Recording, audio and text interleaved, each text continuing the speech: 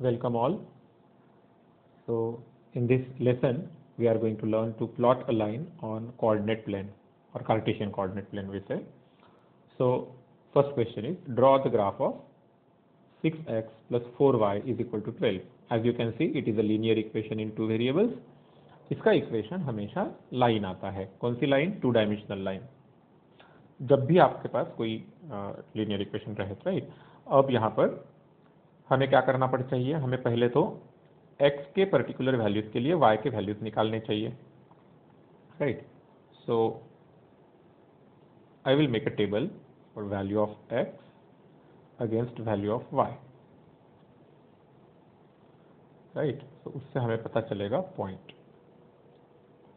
एक काम करते हैं हम लोग, मैं पहले 3-4 पॉइंट्स निकाल लेता हूँ, 4 पॉइंट्स निकाल लेता हूँ, ठीक है. अब बाद में बात करेंगे 4 ही क्यों, क्योंकि 2 पॉइंट तो सफिशियंट होते हैं लाइन को प्लॉट करने के लिए.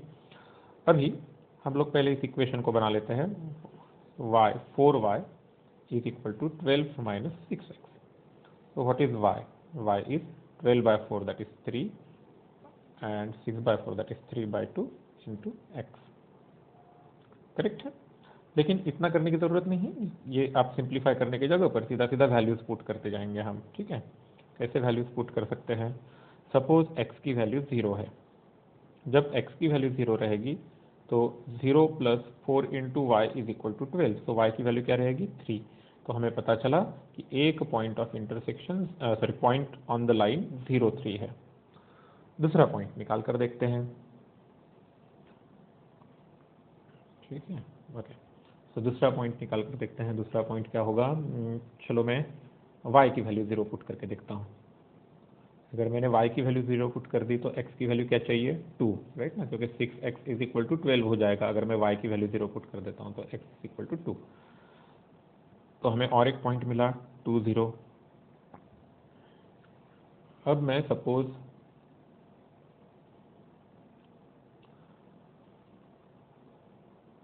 x की वैल्यू 4 लिखता हूँ. If I put x is equal to 4, तो 6 into 4 then 24 plus 4y is equal to 12 हो जाएगा. तो 4y is equal to 12 minus 24 minus 12 हो जाएगा. तो y का वैल्यू कितना आ जाएगा? -3. आई होप ये सारी चीज़ें आप समझते हो. पॉइंट को फाइंड आउट करना. तो हमने x की वैल्यू कितनी पुट की थी? x की वैल्यू 4 लिया था, राइट. x का वैल्यू 4 लिया तो y का वैल्यू -3 आ गया. तो एक पॉइंट आया 4 -3, ठीक है. सपोज मैं x का वैल्यू 1 रखता हूँ, लेट्स से. तो x का वैल्यू 1 रखा तो 6 plus 4y is equal to 12 हो जाएगा. तो 4y is equal to 12 minus 6 यानी कितना हो जाएगा? 6. तो y is equal to 6 by 4 यानी 3 बाई 2. तो x की वैल्यू 1 रहने पर y की वैल्यू 3 बाई 2. तो और एक पॉइंट हमें मिला 1, 3 बाई 2. इस तरीके से हमने 4 पॉइंट्स फाइंड आउट किए जो इस लाइन पर है. अब मैंने आपको सॉल्व करने के लिए बोला तो जरूरी है क्या कि आप यही 4 पॉइंट्स निकालेंगे? नहीं. जनरली ना ये x0 वाला और y0 वाला हम लोग जनरली यूज करते ही हैं, राइट. लेकिन इट्स नॉट नीडेड. आप 4 कोई भी पॉइंट्स ले लो तो हम लोग अब इस पे लाइन प्लॉट कर सकते हैं. लेकिन आपको तो मालूम ही होगा कि कोई भी 2 पॉइंट में से एक लाइन जाती है. तो 4 पॉइंट्स की जरूरत नहीं थी, 2 ही पॉइंट्स की जरूरत थी. फिर हम 4 क्यों प्लॉट कर रहे हैं? हम 4 प्लॉट कर रहे हैं एरर को कम करने के लिए. क्यों, बता देता हूँ. सपोज 2 यानी इस तरीके से मैंने सपोज कहीं पर 2 पॉइंट्स प्लॉट किए तो उसमें से एक लाइन जाएगी और भी. लेकिन गलती से सपोज मेरा एक पॉइंट गलत हो गया B, तो मैं ऐसी लाइन निकाल बैठूंगा. तो गलती नहीं होनी चाहिए करके मैंने क्या कितने पॉइंट्स निकाले? 3 ABC. तो ABC 3 पॉइंट्स निकालने पर अगर तीनों एक ही लाइन में आया तो मुझे पता चल जाएगा लाइन करेक्ट है. लेकिन अगर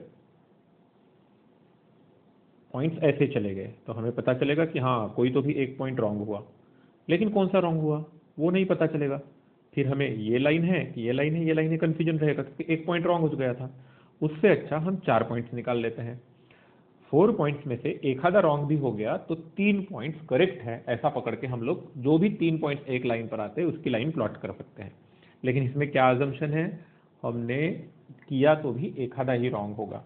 अब अगर कोई पर्सन 4 पॉइंट्स में से 3 गलत कर देता है तो उसके लिए तो ये मेथड काम नहीं करेगी. तो ऐसा हम लोग सपोज करते हैं कि आप लोग बहुत ही केयरफुली समझ कर इसे प्लॉट करेंगे तो ज़्यादा गलतियां नहीं होगी, इसलिए हम लोग 4 पॉइंट्स जनरली प्लॉट करते हैं। बोर्ड्स के एग्जामिनेशन में भी आप 4 पॉइंट्स प्लॉट करो, लेकिन जब भी मुझे जल्दी जल्दी कई सारे प्रॉब्लम सॉल्व करने रहते हैं तो मैं 2 ही पॉइंट निकालता हूँ, लेकिन बहुत एक्यूरेट निकालता हूँ। तो I will leave that part two you now. अब हम लोग, हमारे पास पॉइंट्स ऑफ इंटरसेक्शन आ चुके हैं, मैं वो पॉइंट्स लिख लेता हूँ। Suppose the point A 03, B 20, ठीक है ना। ओके, यहाँ पे लिखने के बजाय मैं यहाँ पर इसके नीचे ही लिख लेता हूँ।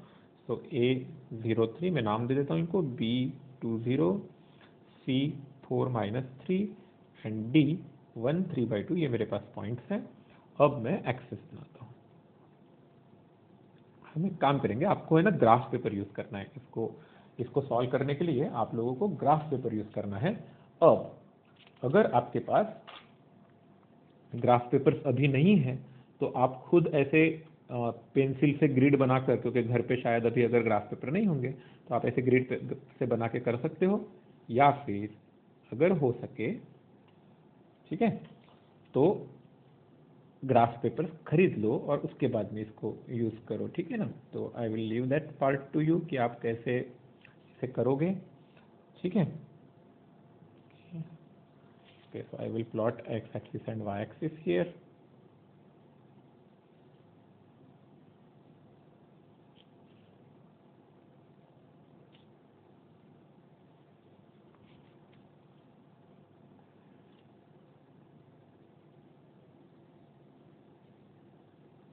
ओके, तो आप देख रहे होंगे मेरे पास यहाँ पर ऑलरेडी एक ग्रिड है। उस ग्रिड के हिसाब से मैं यहाँ पर मेरे एक्स एक्सिस और वाई एक्सिस बना रहा हूँ। तो मैंने इसे बनाया एक्स एक्सिस, और ये जो मेरा बना वो क्या है, वाई एक्सिस। और मैं 1 division is equal to 1 unit, क्योंकि वो आपको ग्राफ निकालते वक्त हमेशा डिफाइन करना चाहिए। तो मैं लिखता हूँ 1 division is equal to 1 unit on both axis, ठीक है। तो अब हम पॉइंट्स प्लॉट करते हैं। 0 3, तो x की वैल्यू 0, y की वैल्यू 1 2 3, ये हो गया हमारे लिए पॉइंट 0 3। आप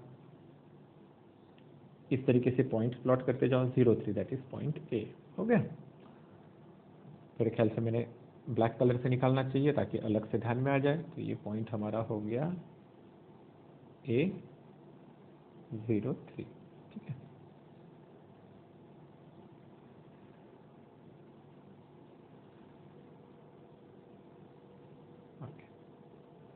A 0 3। फिर कौन सा पॉइंट है, 2 0, तो x की वैल्यू 2, y की वैल्यू 0, ये हो गया हमारा पॉइंट B 2 0। फिर हमारा पॉइंट है 4, x का वैल्यू 4, y का वैल्यू -3, तो ये है 4 और इधर 1 2 3 -3। तो दिस इज पॉइंट C, जिसके कोऑर्डिनेट्स है 4 -3। आई होप आपको ये सब मालूम है, right. This is not for the person who is doing it for first time, ये हम रिवीजन कर रहे हैं। तो ये हमारे लिए -1 -2 -3 y के वैल्यू, ये 1 2 3 4 5, ये हमारे y के पॉजिटिव वैल्यूज। इस साइड में 1 2 3 4 5 इस तरीके से चलेगा, और इधर -1 -2 -3 ये हमारे x के नेगेटिव वैल्यू, राइट। इस तरीके से हम लोग चलते हैं। अब एक पॉइंट और बाकी है 1 3/2, x का वैल्यू 1, तब y का वैल्यू 3/2, 3/2 इज 1.5 नियरली, तो ये यहाँ पर आएगा। इधर 1.5 यहाँ पे आता है y का वैल्यू, सॉरी 1.5, ठीक है ना। I hope you understand this.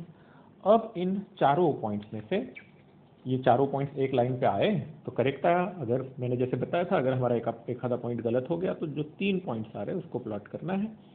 तो इस तरीके से हम लोग इसे ज्वाइन करेंगे।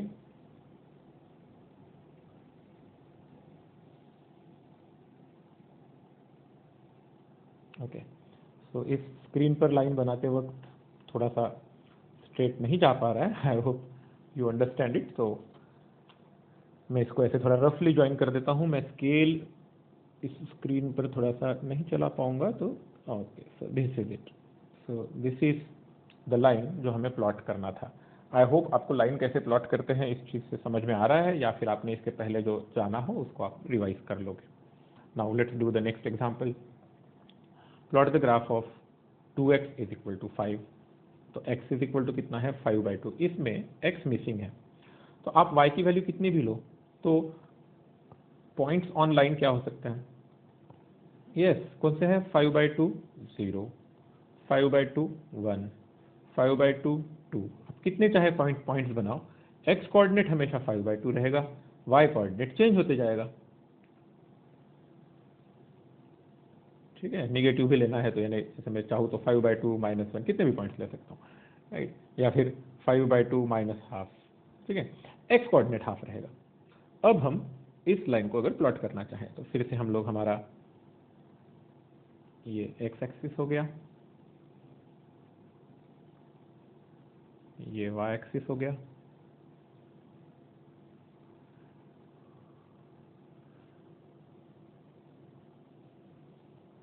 ठीक है।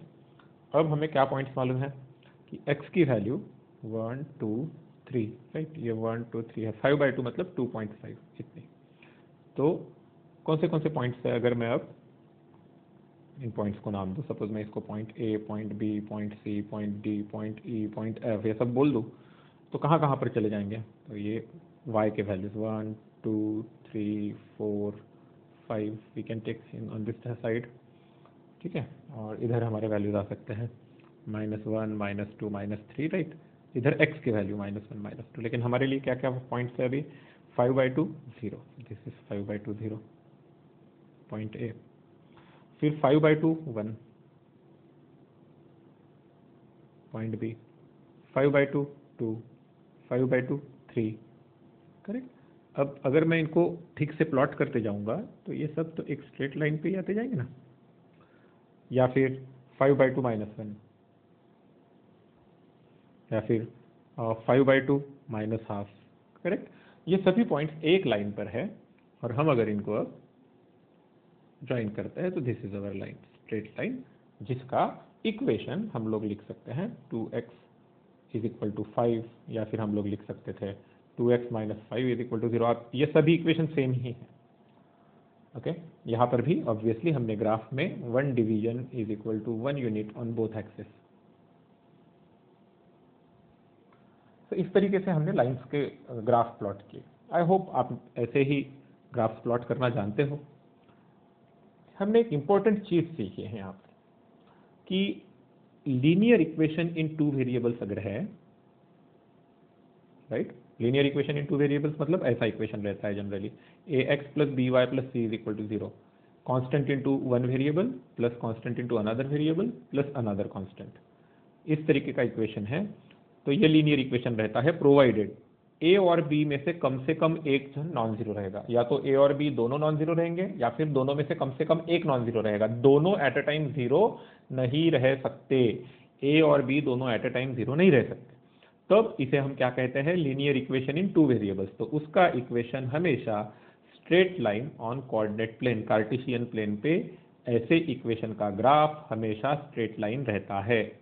और उसमें आपने यहाँ पर जैसे देखा होगा, यहाँ पर b की टर्म मिसिंग थी, b की टर्म मिसिंग रहती है तो x is equal to constant, उसका ग्राफ y एक्सिस को पैरेलल आता है, जैसे यहाँ पे आया। तो अगर b इक्वल टू 0 है तो इक्वेशन कैसा बनता है? ax प्लस सी, b 0 हो गया तो ax प्लस सी, यानी x is equal to constant. ऐसे केस में line is parallel to y axis. और जब a इज इक्वल टू 0 हो जाता है, यानी B Y plus C is equal to 0, यानी y is equal to constant, तो ऐसे केस में line parallel to x axis होती है, करेक्ट। तो ये एक अंडरस्टैंडिंग है जो आप अपने साथ में हमेशा रखो तो अच्छा रहेगा। अब ये नोट डाउन करने के बाद I want you to solve homework. ये होमवर्क आपको सॉल्व करके इमेज के फॉर्म में आप या तो यूट्यूब में अपलोड करो, या फिर अपने कोर्स में अपलोड करो, या फिर मुझे व्हाट्सएप पर सेंड करो। So this is homework for you. Video pause करो, होमवर्क नोट डाउन करो और सॉल्व करके मुझे भेजो। हर वीडियो के एंड में होने वाला होमवर्क आपको मुझे सेंड करना है। Thank you.